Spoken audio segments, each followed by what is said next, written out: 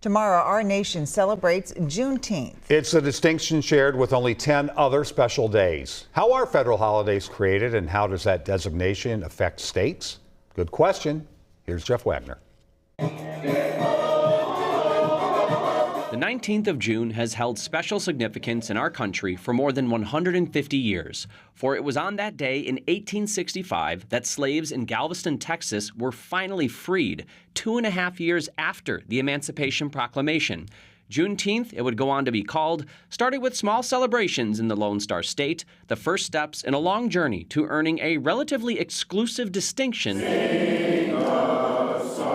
of federal holiday in 2021. If you think of distinction, it's supposed to be perhaps a day of reflection to remember something about that date. David Schultz is a political science professor at Hamline University. How does a holiday get federal status? Simple way to do it is Congress has to pass a law. Like other bills, a federal holiday is proposed to the Senate and House. If both pass it, all that's left is the president's signature. It first started back in 1870 when Congress first created 4 federal holidays. The first 4 were New Year's Day, Independence Day, Thanksgiving Day, and Christmas, with 6 more to follow over the next century. While they only apply to federal offices, states typically declare them as holidays as well, sometimes even before they've earned federal status.